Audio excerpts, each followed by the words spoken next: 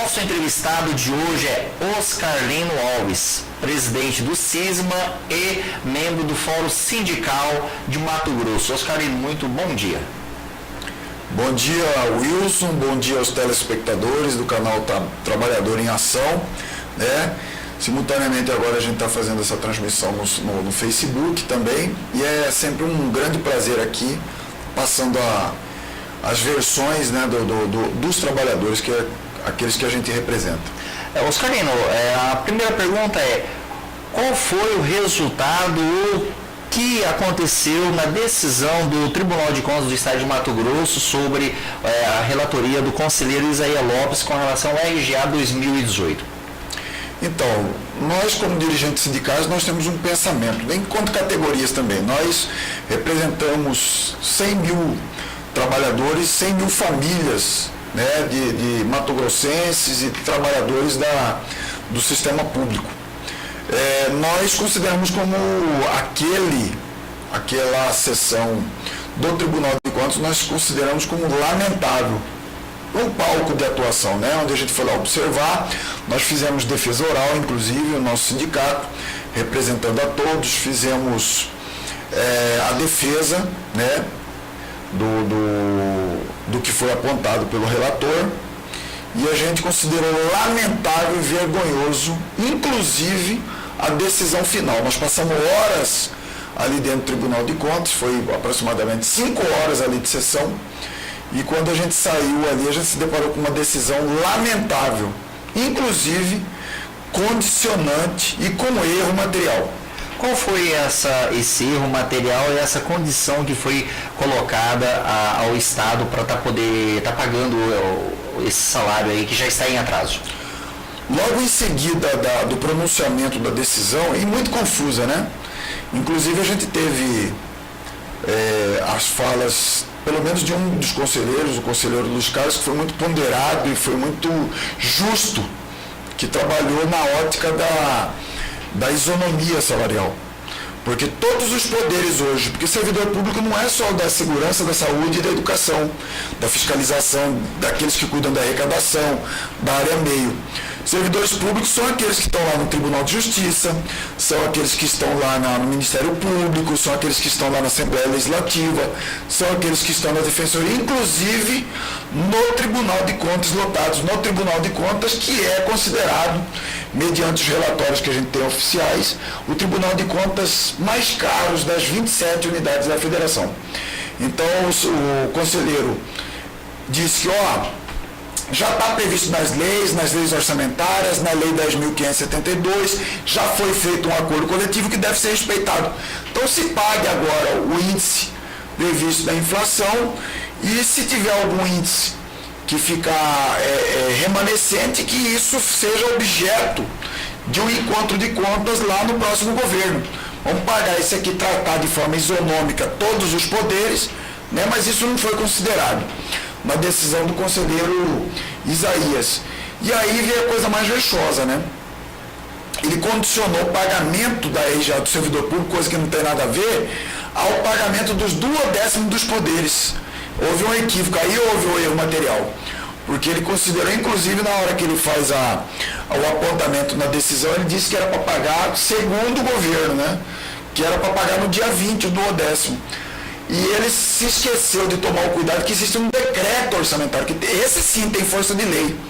O Tribunal de Contas não tem autonomia de legislar sobre uma lei, mas tem um decreto orçamentário que obriga o governo a pagar até o dia 23 de cada mês. E segundo o governo do Estado de Mato Grosso, está em dias, pagando rigorosamente. Quando ele aponta dia 20 a um erro material, o governo não pode fazer um adiantamento de receita ou um adiantamento no cronograma, porque tudo é ajustado mediante um cronograma orçamentário, para isso tem um decreto. E aí ele se excedeu, condicionando o pagamento dos 2/10. Pediu condições financeiras para poder manter a folha de pagamentos em dias e manter o pagamento, o repasse dos municípios. Aí foi uma assertiva, mas houve um erro material que o governo do Estado de Mato Grosso, dias após a decisão, entrou com embargos de declaração. Não pode pisar. Embargos de declaração movido pelo governo do estado de Mato Grosso é para corrigir o erro material. E aí cabia, segundo o governo, um pronunciamento singular apenas do conselheiro relator, sem necessidade de levar para uma outra sessão de julgamento. Quer dizer, não é dia 20, é dia 23, ponto. Tá, e olhando para o cálculo, esse cálculo hoje, ele está correto? Ele é esse o percentual que o servidor ele tem que receber? O percentual é o seguinte, para os telespectadores nos entenderem. Lá em 2017, esse acordo aconteceu ano passado. Não houve nenhum percentual a mais, né, criado. Foi pago os 6,58 de 2017, que foi pago agora dentro do ano, ou seja, tudo parcelado. Só que relembrando os telespectadores e a população matogrossense, que em 2016 nós fizemos greve e recebemos em 5 parcelas a RGA, enquanto os servidores de todos os outros poderes, servidores públicos, receberam de forma integral. Por que essa diferença? Por que uma categoria é beneficiada com essa uma atitude e outra não? Vou te responder só para dizer se houve perdas ou não. Como foi as perdas? Além da perda inflacionária, porque a RGA é a revisão geral anual, tanto os trabalhadores da iniciativa privada quanto os trabalhadores do setor público tem isso previsto em Constituição. Através de dissídio coletivo, o nosso tem uma lei regulamentadora, a lei da RGA. Então, como os poderes foi institucionalizado desde o governo Blairo Maggi, que ele falou em entrevista recente, que ele não houve mensalinha no governo dele, nem para deputado, para nada. Só que o que ele fez? Ele deu um colchão bastante vantajoso, orçamentário, para que os poderes pudessem executar as suas ações. E não é os poderes que executam as ações de saúde, segurança e educação. O colchão ficou menor, esse colchão orçamentário do bolo fiscal, para o executivo e amplo para os poderes, Tribunal de Contas, Assembleia Legislativa. Tanto é que os salários são salários altíssimos e eles têm margem para poder fazer todas essas concessões. E para nós ficamos sem margem. Então aí é que está. É como se fosse, fazendo uma analogia bem grosseira, como se os poderes fossem a casa do senhor de engenho e o executivo que executa as ações fosse a senzala. Quer dizer, o chicote é só para nós. Então, as políticas públicas são executadas, está tudo sucateado, não é pago os nossos direitos, tem duodécimos além da necessidade dos gastos anuais, e diga-se de passagem, nós não somos contra o repasse do duodécimo, mas ninguém disse que os poderes precisavam se tornar sócios da receita corrente líquida do Estado. Até o excesso de arrecadação tem que passar a parte deles. E a gente fica refém, a gente fica vulnerável. O próprio governo do Estado de Mato Grosso, o próprio chefe do Poder Executivo, que ainda é o governador Pedro Táxi, está refém dessa situação. E a outra complementar são os incentivos fiscais. São os incentivos fiscais que vêm desde a época lá do governo Blairo Maggi, que na verdade, quando saiu o governo Dante, um dos primeiros decretos foi o decreto orçamentário e foi as concessões. Hoje, se você pegar os produtos primários, arroz, soja, milho, algodão, se você somatizar as contribuições que estão sendo feita a defesa, né, inclusive agora a hora que se falou em taxar o agronegócio, somatizando os produtos primários, o que contribui de CMS é menor do que o somatório de bebida e cigarro. Bebida e cigarro é consumo das famílias. Está lá dentro do grupo familiar, energia elétrica. Então eles querem dizer que eles geram muitos empregos, que arrecadam tanto com impostos diretos e indiretos. Não é uma verdade. Se você for aí viajar e ver o campo, a produção é bonito, maravilhoso. Mas quem produz, quem está trabalhando lá são máquinas. O campo é altamente tecnificado. E essas próprias máquinas pagam muito poucos impostos. O agrotóxico que é utilizado para combate às pragas, que são produtos importados, tem incentivos fiscais. E nós não temos incentivo fiscal. Olha aí se você tem incentivo fiscal na sua conta de energia elétrica. Pega a conta de Energisa aí, cidadão mato-grossense. Olha no quadrinho aí de impostos, PIS, COFINS e ICMS. Você vai ver quanto que você tem embutido de carga tributária no seu lombo, nas suas costas, e a hora que você vai buscar o serviço lá do SUS, você vai buscar o serviço da educação e a segurança não é culpa nossa, trabalhador. É justamente porque a divisão do bolo fiscal, ela não é justa. Nem os nossos direitos estão sendo pagos. Está atrasando nosso salário, está pagando a RGA, que é o básico, para manter, e aí fica utilizando a opinião pública para achar um culpado, achar um Judas, achar um bode dentro da sala que é o servidor público. Tem um velho ditado que diz claramente, né? Aos meus amigos, as brechas da lei. Aos meus inimigos, o rigor da lei. Exatamente. Porque praticamente está usando em cima do servidor, que é tirar dele de onde eles não querem tirar. Se eu te fazer uma pergunta, Oscar Lino, como você, final de mandato aí do Pedro Táxi, qual é a avaliação que você dá a ele com relação ao servidor público? Eu acho assim que para aquele estadista, para um homem público que vai às urnas, tanto o Pedro Táxi como o Mauro Mendes, que foi maciçamente votado, o Mauro Mendes chancelado em primeiro turno, e aí teve uma grande contribuição, porque eu estou lá no meio, a gente faz uma enquete, teve uma grande participação de voto do servidor público, a grande maioria, e teve esse apoio. Pedro Táxi, que era ex-servidor público, criou toda essa celeuma, toda essa dificuldade em administrar os seus súditos, os seus seguidores, servidores públicos do Poder Executivo, que ele não era para favorecer, não era para criar nada de favorecimento, criar nada extraordinário, era para botar embaixo das asas, porque é esse que executa as políticas públicas e é esse que daria uma grande conotação ao seu governo, na área de saúde, segurança, educação, e não foi isso que aconteceu, né? Não aconteceu com um ex-servidor público.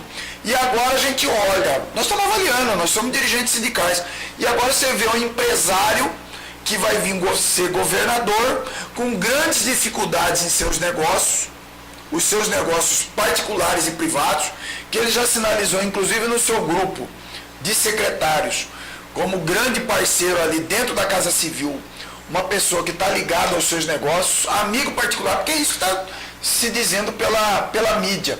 Eu acho que já começou de uma forma muito dificultosa, é um governador que já assinou um protocolo de intenções de mexer na estabilidade funcional do trabalhador, isso aí justamente para estar mostrando, isso aí a gente vê que é uma forma de coercitiva, de mostrar, população, e continuar com esse gancho que foi criado para a opinião pública de que servidor não trabalha, de que servidor é privilegiado, de que servidor público goza de benefícios, mas não é verdade.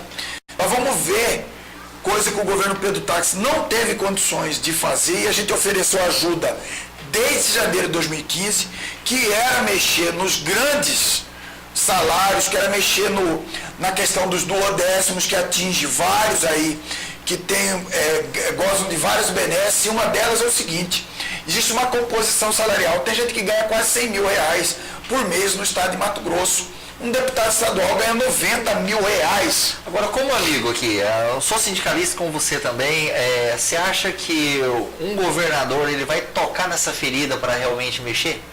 Eu acho que o que eles pensam é o seguinte, que se mexer, ele perde a governabilidade, porque deve existir o que eles dizem sempre nas mídias, uma harmonia. E a harmonia ela não pode visar o bem-estar de poucos em detrimento de muitos. Nós somos população em que, pese que nós somos servidores públicos, nós pagamos impostos idênticos. Esse recurso que é proveniente dos impostos que a gente contribui também, só de imposto de renda, mais de R$1 bilhão que fica no cofre do Estado, nós pagamos previdência também, igual a qualquer cidadão.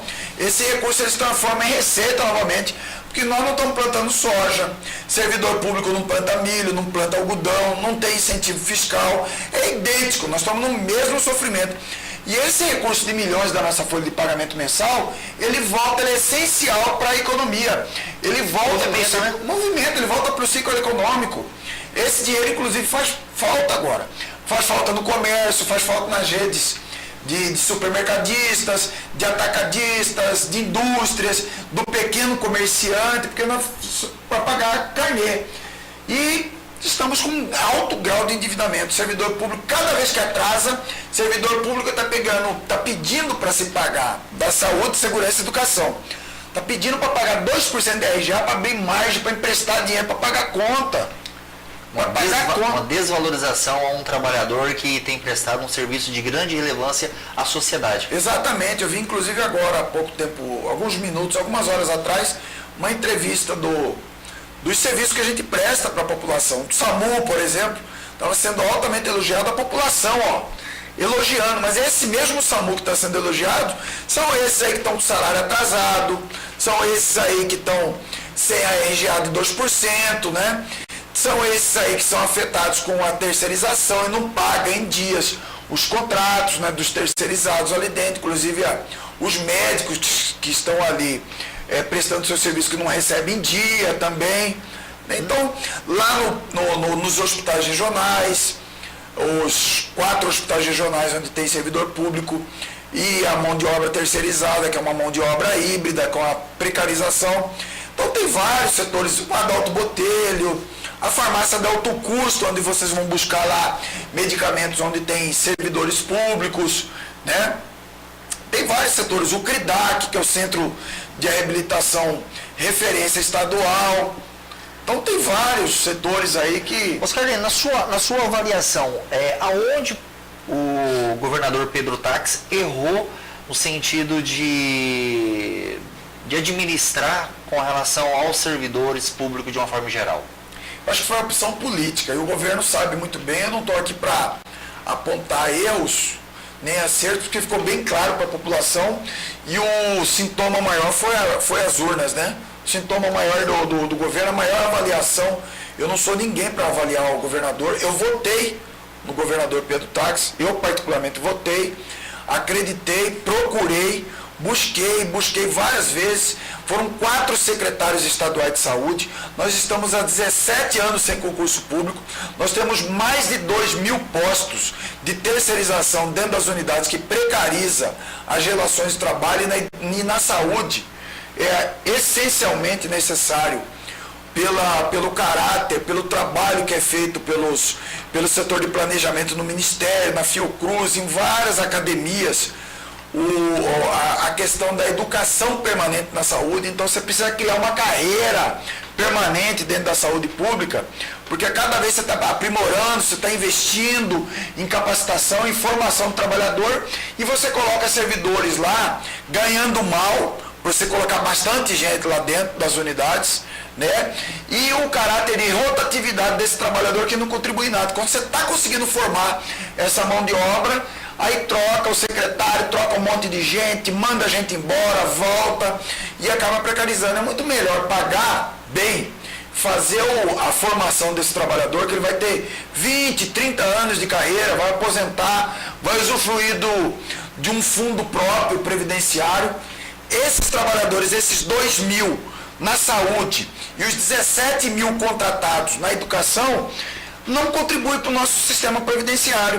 A educação é deficitária, nós ainda somos superavitários pelo que a gente contribui, e daria para pagar todos os nossos aposentados, né? Só que aí vira um bolo lá, porque vai para o fundo único, né?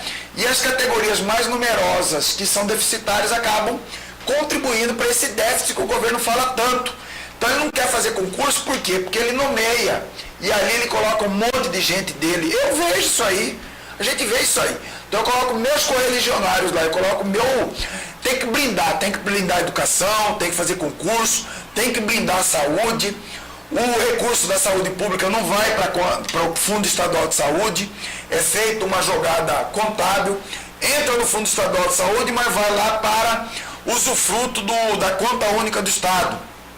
E aí a gente recebe sinais de que esses recursos são utilizados ali no fluxo financeiro de caixa do Estado, não com exclusividade para pagar lá a saúde, a educação, e veio denúncias nisso aí, né? Dizem não acaba sendo uma pedalada?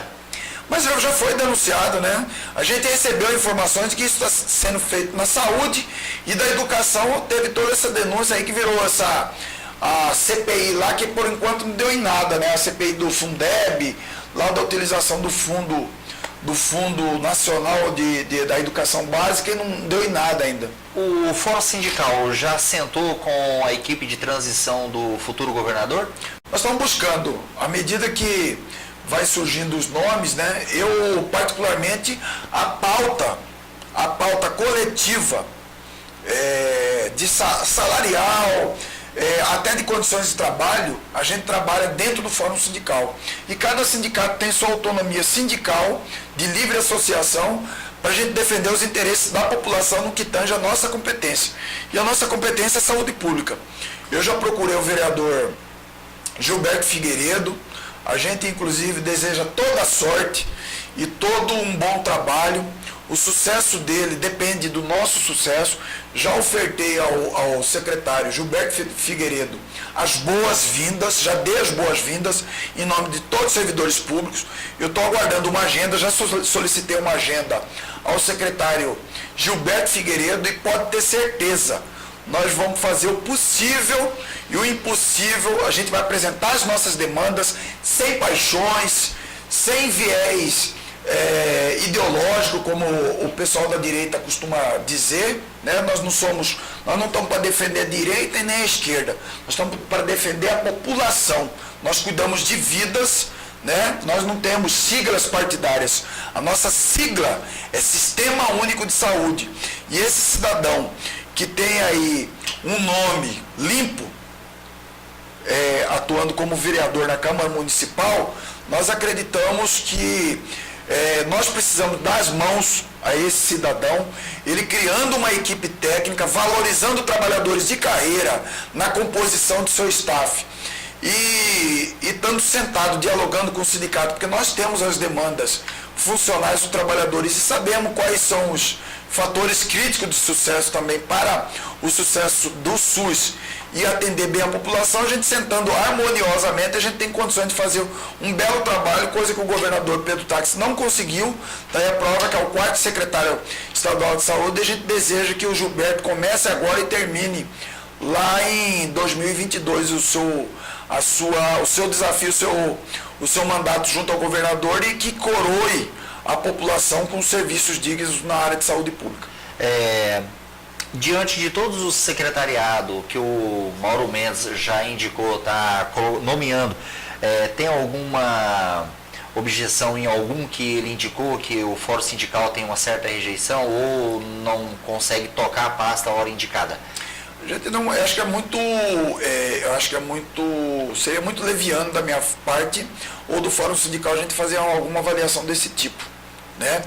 Mas eu acho que esse clima institucional que está sendo criado agora, ainda na fase de transição, porque a gente recebe sinais de que há uma crise institucional entre o governo que está saindo e o governo que está entrando. Essa crise, ela é de fato institucional ou ela pode ser até às vezes provocada para poder... Porque no serviço público tem uma situação de quanto pior, melhor é. Qual é a sua opinião com relação a isso? A opinião porque a gente constrói cenários. É muita coincidência, né? E seria de alto grau de vulnerabilidade para nós, né? A gente imaginar, se fosse verdade, uma crise institucional onde o secretário atual de Fazenda, ele vai ser o secretário de Fazenda do próximo governo, ou seja, o homem que tem a chave do cofre. Então, os cenários são construídos e as conversas de bastidores que chegam para nós, que a gente procura avaliar, é de que existiria um movimento proposital de nos expor mais ainda, expor a nossa faixa salarial, criar essa celeuma numa panela de pressão, né, dentro do servidor, não pagar o salário, criar erros propositais, né, para poder expor a mais ainda do tipo dizendo, o governo que está saindo teve esse tipo de problema, você imaginar o meu, eu estou chegando agora, está tudo arrebentado, não está bom, vocês vão ter que aguentar o chicote no lombo quietinho, porque aí, nem o que saiu aí não pagou a RGA de 2%, e o governador, não sei se é verdade, o governador eleito, mesmo ainda não recebendo a faixa e sendo diplomado, ele entrou com o embargo de declaração que é o nosso, lá na questão do Tribunal de Contas, na questão da nossa RGA, de 2% que a gente está pedindo para pagar, que é direito nosso, para abrir margem para empréstimo, para melhorar um pouco a perda salarial que foi devido aos parcelamentos e a própria perda inflacionária, e o governador já eleito, ele entra dizendo para a população, ó, tô vindo aqui, minha ótica vai ser essa aqui, ou seja, e aí nós vamos ter que avaliar tudo isso, e a gente tem algumas ferramentas institucionais sindicais também para a gente poder fazer o contraponto. Nós temos audiências públicas, nós temos essa assembleia, nós temos o salário médio de todos aí, do Tribunal de Contas, da Assembleia, do próprio Tribunal de Justiça, do Ministério Público. Nós estamos vendo, assistindo aí, Wilson, e o que nos indigna mais ainda é ver que não tem ninguém preso. Não tem ninguém preso no estado. Então, Mato Grosso, rico, estado rico do jeito que é, a população pobre, a população que mais precisa, que ganha pouco, os desempregados, e uma historinha que é contada que não é a verdade. Não é a verdade dos fatos. Contam meias verdades. E se investe muito em publicidade. Muito, maciçamente, inclusive com dinheiro público. Pode prestar atenção que quando tem algum contragolpe, algum contraponto à Assembleia Legislativa, vai uma propaganda maciça de televisão lá da Assembleia. Ó, Assembleia, confie na gente, a Assembleia é a casa de leis, não sei o quê. Aí a hora que tem algum ataque ou algum contraponto incisivo ao Tribunal de Contas, eu acabei de escutar um spot de rádio agora, vindo aqui para o estúdio, do Tribunal de Contas. Então aí vem a defesa. E quem é por nós? Quem é pelos trabalhadores do serviço público, do fórum sindical, os senhores da iniciativa privada que estão aí no lombo, pagando imposto embutido em tudo que vocês consomem de bens e serviços. Porque olha aqui, ó, olha a questão, a disparidade. O rico vai lá e pega esse arroz agulhinha lá no supermercado, ele vai lá no supermercado e pega lá e coloca no carrinho dele. Lá tem embutido ICMS, tributos. O pobre vai lá e, se quer comer aquele mesmo arroz, que ele tem direito a comer, ele paga a mesma carga tributária. Só vai ver quanto que o rico ganha, quanto que o outro ganha e quanto que o cidadão comum ganha. Então ele está trabalhando para ele sobreviver, para ele comer. E a hora que ele vai buscar um serviço, a gente sofre junto com ele. Os servidores públicos da saúde são heróis, verdadeiros heróis. Servidores da segurança pública, nesse uniforme aí, azul petróleo aí, quente, para boca, às vezes não tem nem ar-condicionado, às vezes fica fazendo continha para poder circular com o combustível da viatura, delegacias altamente depreciadas, a gente convivendo no meio do bandidismo, e a educação, o professor apanhando de aluno, para a gente poder educar, porque o aluno já vem com esse problema social de dentro de casa, que a máquina pública tem que atuar para resolver todas essas celeumas. Não acontece, porque a engrenagem ela não está funcionando direito. E não é vontade do trabalhador. O trabalhador quer produzir, quer receber seu salário, servidor público quer receber seu salário, quer ter dignidade e ver o sorriso, quer ver as pessoas felizes. E não é nosso intuito, da grande maioria. Você imagina no universo de 100 mil, é claro que vão ter exceções. Claro que vão ter exceções, mas a maioria carrega o piano. Nós estamos lá no meio da sucata, lá nas barreiras de arrecadação, você entendeu? Para poder gerar o mínimo que está sendo gerado. Os próprios fiscais lá da arrecadação estão lá trabalhando lá no meu sucateamento. Os professores, 700 escolas só estaduais, mais a rede municipal, você entendeu? Que vamos fazer votos que o vice-governador Otaviano Pivetta traga essa concepção vitoriosa lá do município, porque ele não fez sozinho, né? Foi uma continuidade, né, do governo, que ele traga essa expertise dele lá de Lucas do Rio Verde e implante aqui no estado de Mato Grosso, mas utilizando bem e valorizando os servidores da casa e evitando a terceirização, porque a terceirização ela só faz mal para o serviço público. Oscar Lina, já para ir finalizando a nossa entrevista de hoje, nos conta aí um pouquinho aí, descontrair um pouco aí a respeito da demanda, da luta, das reivindicações do CISMA e também do Fórum Sindical, mas fala um pouco aí da confraternização que o CISMA fez aí recentemente e como que foi, onde que foi, atingiu a meta, a expectativa lá no CISMA. Então, é uma questão de justiça, né?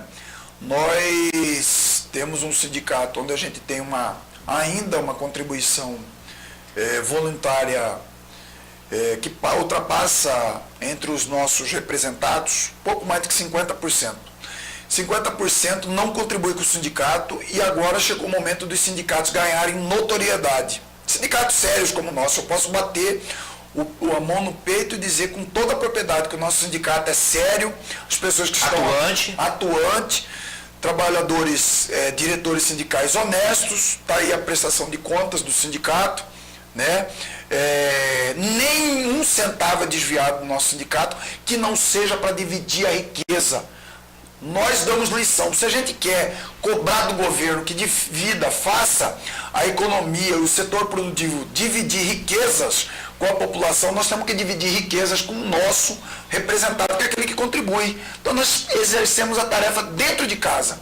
Nós temos uma arrecadação, construímos uma sede, nós já tínhamos a sede em Cuiabá, que nós remodelamos, cuidamos da sede, né, de Cuiabá, que fica ali do lado do Hotel Fazenda Mato Grosso, lá no Cochipó. Construímos uma sede de 1.100 metros quadrados em Rondonópolis, já entregamos agora em 2018 para as quase 500 famílias de servidores públicos que estão lotados nas unidades do Polo Regional de Rondonópolis. Estamos construindo uma sede em Cáceres, na beira do Rio Paraguai, uma área de camping pesca, e que, se diga de passagem, todas essas aí têm alojamento para a gente abrigar o pessoal que vem, por exemplo, de qualquer polo, dos 16 polos de saúde. 1.200 metros quadrados, tudo com piscina, salão de festas, quiosques, campo de futebol. E outra forma de a gente dividir a riqueza do sindicato é criar harmonia durante o ano todo. Nós institucionalizamos, há 4 anos de mandato, frente ao sindicato, uma agenda social extensa. Dia Internacional da Mulher, dia 8 de março. Nós fazemos cafés da manhã e chás da tarde em todas as mais de 30 unidades de saúde pública do estado de Mato Grosso. A mulher é muito importante no nosso contexto. Ela perfaz mais de 70% da mão de obra, da capacidade técnica instalada. Então seria nada mais do que justo homenagear a mulher no seu dia. Os homens participam juntos, né, desse café da manhã. E aí nós temos 2 encontros com os aposentados do sindicato, um no primeiro semestre, outro no segundo, que a gente faz uma festa temática, baile à fantasia, bingo, a gente faz uma tarde dançante lá dentro do sindicato, né, onde vai centenas de aposentados que vibram com essa nossa atuação. Tem o Dia do Servidor Público, 28 de outubro, a gente faz cafés da manhã e chás da tarde nas mais de 30 unidades de saúde, e aí a gente fecha o ano coroando com 17 festas de confraternização simultaneamente no mês de dezembro em todas as unidades. Sábado agora foi de Peixoto de Azevedo, colíder agora final de semana que vem, foi Peixoto de Azevedo, Sinop, Cáceres e Cuiabá. Só em Cuiabá nós tivemos aproximadamente 3.000 pessoas. Nós abrigamos ali 3.000 pessoas dentro da festa, onde fizemos uma festa bastante calorosa, bastante amigável, de confraternização, e todas com sorteio de prêmios, brincadeiras, atrações culturais. Nós privilegiamos aqui sempre as atrações culturais da nossa terra, sempre nosso parceiro Tutó Bodega, que esse ano não foi, e nós levamos um grupo de Siriri e Cururu, e levamos uma banda, né, uma banda de samba enredo, né, com a banda Rasqueia, que é uma banda com uma grata surpresa aí, uma nova parceria que a gente fez. Prestigiando a cultura regional, né? A cultura regional, quer dizer, nós estamos transferindo riqueza para a cultura regional e estamos dividindo a riqueza do sindicato com os seus sindicalizados. Nós não estamos fazendo nada mais do que a nossa obrigação, fazer a lição dentro de casa para cobrar dos governantes o que a gente espera que eles façam pela população do estado. Eu vi, foi uma festona, você está de parabéns pela organização, pelo chamamento, eu vi as fotos, foi muito bonito, eu ouvi. E com detalhe, Wilson, com responsabilidade social e fiscal, a gente não fica devendo um centavo, a gente faz isso porque a gente faz um planejamento, como o governo faz, A gente orça, aprova em Assembleia Geral da categoria o orçamento anual e aí a gente começa a executar. E o fluxo de caixa ele vai entrando, o recurso vai entrando, a gente não desvia a finalidade, lá não tem corrupção, não tem roubo e a cada mês a gente vai apresentando lá no portal da transparência o demonstrativo de resultado do exercício e os balancetes mensais demonstrando como é que é gasto o dinheiro lá do nosso filiado. Oscarino, chegando ao final da nossa entrevista, o que é que eu não perguntei que você gostaria de falar? Olha, aqui é sempre uma grande oportunidade, né, de a gente estar presente, de se parabenizar vocês pelo trabalho que vocês têm feito. Eu vejo também a luta lá no Conselho Municipal de Saúde como representante do trabalhador. Aqui a gente fica bastante à vontade, né? A gente está nessa expectativa, nós estamos numa expectativa positiva, porque um governo que sai, que não foi bom para a população, não foi bom para o servidor público, nós esperamos que o outro, em que pese que seja representante da classe empresarial, isso está bastante claro pelas relações que tem com a Federação da Indústria, com o empresário, né? Que teve uma passagem pela Prefeitura Municipal de Cuiabá, que o chancelou para essa nova jornada, porque dentre as candidaturas que se postularam, ele foi avaliado já no primeiro turno, não teve discussão para o segundo turno.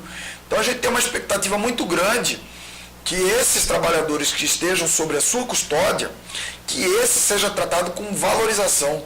Valorização não é salário, valorização é respeito, valorização é diálogo, é receber, é conversar direitinho, é ser transparente, né?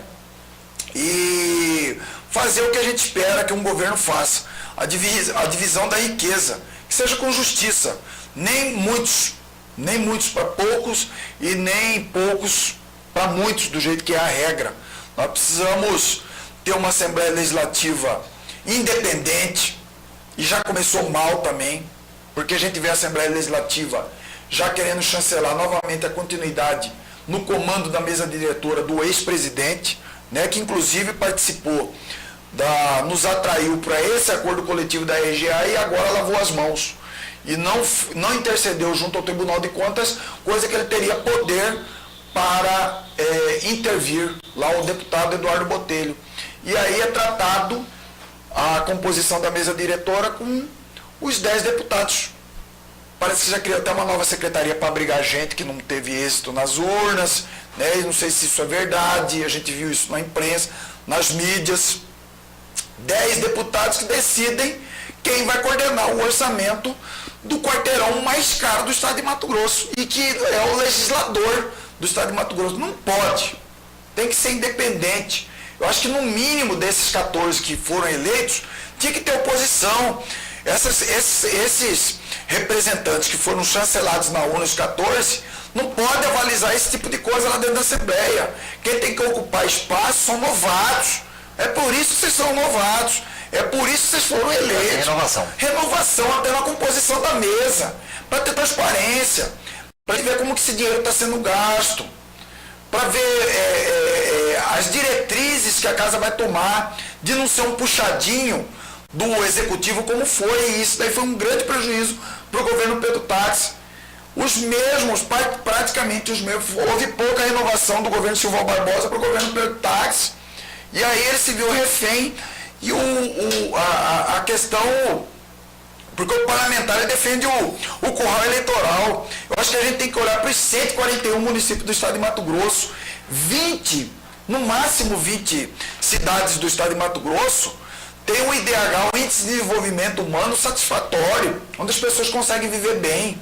121 municípios, inclusive a Baixada Cuiabana está abandonada, à própria sorte, não tem arrecadação própria. E aí, esses votam também, não vamos abandonar esse povo, não vamos abandonar o cidadão matogrossense.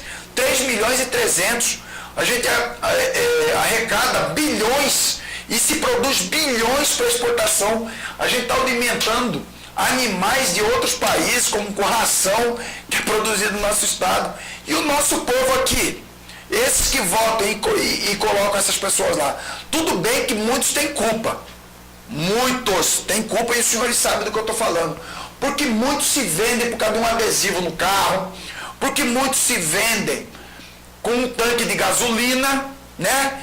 E aí, ao invés de não votar no cidadão, vota, os caras são os mais votados, sempre os mais votados. Os caras já contam quantos votos que eles vão ter, né? E aí um adesivo perfurado desse, com a carinha bonitinha de certo cidadão, é só dos caras que trafegam na época da campanha. E isso é uma lógica. Aí os combatentes, os batalhadores que chegam contando seus votinhos para defender a população, vão ser massa de manobra aí da Assembleia, vão continuar sendo massa de manobra. Vocês têm que candidatar, vocês têm 14 aí, 14 representantes do povo, mas tem gente que vai lá comer no coxo, vai comer no coxo, infelizmente. 14-10 dá para vencer. 14-10 dá para vencer. Inclusive muita gente que gritava aí que era a favor da nossa RGA, agora não vimos nenhum pronunciamento da deputada Janaína Riva, né, que já pediu trégua ao governador Mauro Mendes, que estava pousando ela na época da eleição com o seu sogro, o Wellington Fagundes, né, e agora já pede trégua de 2 anos para o Mauro Mendes. Pô, você tem que parar com isso. Acho que a Janaína tinha que ser a candidata a presidente, ser apoiada, ou um outro nome que surgiu do próprio João Batista, que é um representante legítimo da classe dos servidores públicos, né? Ser candidata a presidente e peitar, bater chapa aí dentro. Levanta, nós votamos a plenária aí no dia da votação, nós vamos apoiar vocês. Chega, né? Tem que ter renovação. De 2 em 2 anos muda, aí vem a mesma composição. Agora já se fala em Guilherme Maluf e Botelho. Chega, vamos mudar. Esses deputados, eles têm que mostrar para que vieram, para sair do comando e mostrar serviço. E até mesmo mostrar, né, a diferença e mostrar novo fôlego, novo sangue, nova vontade, nova representatividade, renovação. Agora chegar lá e aceitar como imposição de quem já está lá há muito mais tempo, fica difícil, né? Ali é como a gente escuta lá no Congresso Nacional. Quem chega mais novo, tal, chega ali, tal, com aquele joguinho ali, de cintura, tal, não quer incomodar, né? Tratado como baixo clero. O baixo clero nem senta com o alto clero para discutir essas questões de comando. É o que a gente escuta nos bastidores. Aí chama um por um, aí chama a reunião coletiva, tal, vai fazendo composição com um, com o outro, e aí se chega num consenso. Eu acho que o consenso deveria ser o seguinte: vocês tinham que apresentar uma chapa, bater chapa, esse é o consenso. E aí quem ganhar faz o comando. E aí não tem que se criar rusga nenhuma, tem que unir os 24, independente de quem ganhar, bater chapa, unir os 24 e ser unido pelo povo de Mato Grosso. 141 municípios, dividir riqueza. Quem não tem recurso, que leve recurso. E parar com esse negócio aí de sobrar dinheiro na Assembleia Legislativa, que hoje circula com 100 e poucas ambulâncias aí, justamente porque sobra aí no caixa, da questão que eu acabei de falar, dos duodécimos, e lá na Secretaria de Estado de Saúde não tem dinheiro para comprar ambulância. Não é uma contradição? Contradição enorme. Oscarino, quero agradecer a participação do Alex Fanai. Obrigado aí, Alex. Boa tarde pela sua participação. Oscarino, brigadão pela sua vinda aqui ao site Trabalhador em Ação, pela sua explanação aí com relação ao RGA, com relação à confraternização, o seu entendimento com relação aos novos deputados estaduais e a mesa diretora da Assembleia Legislativa. Você falou alguma coisa de atraso de salário? Falou do atraso. E do atraso de salário, cara? Atraso de salário, nós sentamos depois de 2 reuniões, não foi a primeira vez. O primeiro atraso foi em 2016, quando o governo fez caixa, né? Até isso nós demos nosso grau de contribuição à população que nos assiste. O trabalhador, servidor público, só do Poder Executivo, os professores, os médicos, os enfermeiros e toda a equipe multidisciplinar da saúde pública, a segurança pública com as 2 polícias, né? A polícia judiciária, a polícia militar, os fiscais, né? Nosso salário a gente recebia até o último dia útil do mês, dentro do mês. E o governo ele passou a pagar no dia 10 porque a Constituição do Estado permite, ou seja, No ano de 2016, nós ficamos sem salário em dezembro, fomos receber só em janeiro de 2017. Então ainda começou o primeiro ferro, primeira chicotada no nosso lombo. Isso aí acabou de arrebentar com as nossas finanças. Imagina a diferença. Você trabalhar 40 e receber... trabalhar 40 e receber por 30 e atrasado 10 dias. E aí começou a se criar celeuma. Os aposentados não são bem tratados também, porque é jogado no pacote dos ativos, é pago com atraso. Tem uma lei que reza que os aposentados e os pensionistas têm que ser pagos até o último dia útil do mês. A lei complementar 516, salvo engano, e não é cumprida a lei. A lei da RGA não está sendo cumprida. A legislação pertinente a direitos funcionais não está sendo cumprida. E agora nós fizemos 2 reuniões, e aí que eu falei para você, que parece que tem uma crise institucional interna que não está clara, que a gente está investigando.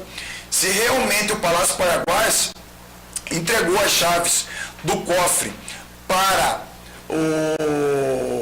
o novo secretário, que vai ser o secretário do novo governo, e se isso existe... O secretário que será o novo secretário. Será o novo secretário, e se existe algum propósito. A gente não quer acreditar nisso.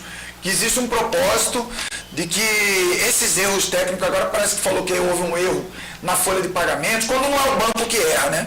Ou joga nas costas do banco e o banco fala, porque o banco tem interesse também em fala de governo, né? E agora o governo lá nos diz, lá a gente já tem uma informação lá do governo que dando a nos entender que existe uma crise institucional da passagem do bastão. Passagem do bastão que deveria ser igual uma corrida de revezamento, né? Eu passo o bastão, o outro toca em frente sem prejudicar ninguém. É para vencer, é para chegar na linha de chegada, e parece que não é isso. Parece que a hora que você vai passar o bastão, propositalmente você dá um toquinho nele, derruba e está desclassificado. É para desclassificar a equipe.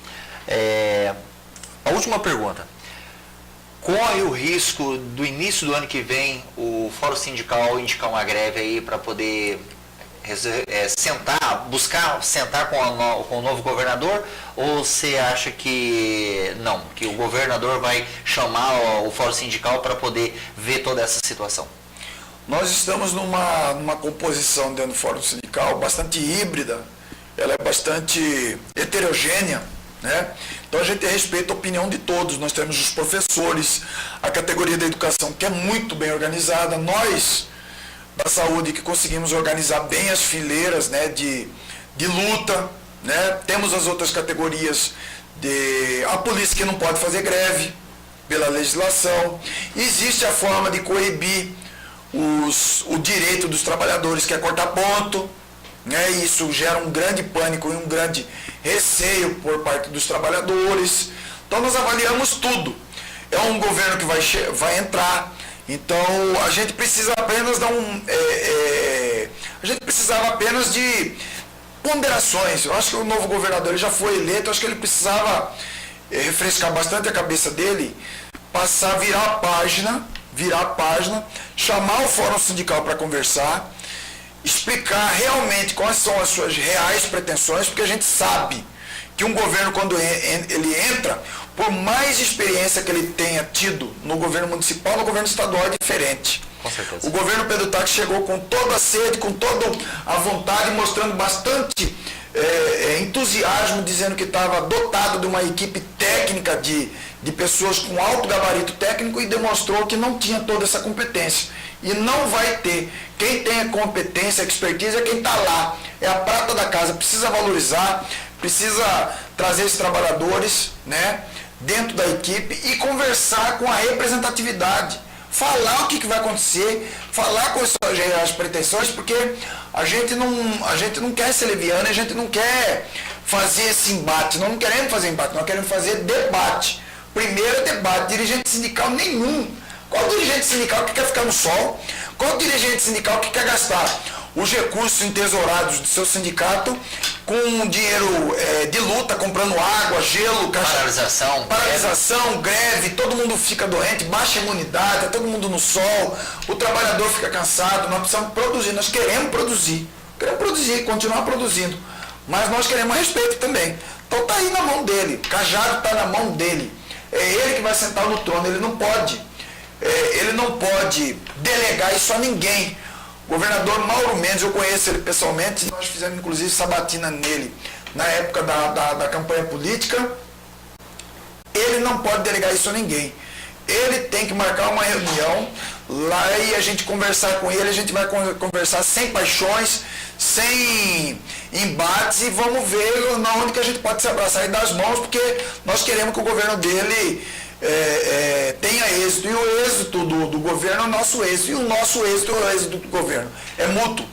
Oscarino, obrigado pela sua vinda ao site Trabalhador em Ação. E as portas do site estão totalmente abertas a você, aos membros do Fórum Sindical, para externar ou falar, criticar, reclamar da luta de vocês com relação ao governo do estado de Mato Grosso, ao que está saindo, embora que está saindo aí, mas o Fórum Sindical não é composto somente pelo Oscarino e pelo Cisma, mas são por vários outros sindicatos. Está aberta aqui as portas do site Trabalhador em Ação para que possa falar com a avaliação do antigo e também do novo governador do estado de Mato Grosso. Meu muito obrigado. Muito obrigado aos telespectadores do programa Trabalhador em Ação, do site. E nós vamos estar nos organizando também. Inclusive, nós vamos buscar bastante aí a sua parceria, nós estamos nos organizando institucionalmente, né, porque a gente já tem uma organização, e eu muito obrigado pela oportunidade. Eu que agradeço, muito obrigado a você que nos acompanhou pelo site Trabalhador em Ação, pela fanpage do site, você que queira compartilhar, compartilhe essa entrevista no Instagram, no YouTube, no Twitter, enfim. Faça com que essa entrevista vá nos 4 cantos do estado de Mato Grosso, falando da luta, da reivindicação, da busca de melhoria ao servidor, aquele que realmente presta que presta serviços à população mato-grossense. Meu muito obrigado e até a próxima entrevista do site Trabalhador em Ação.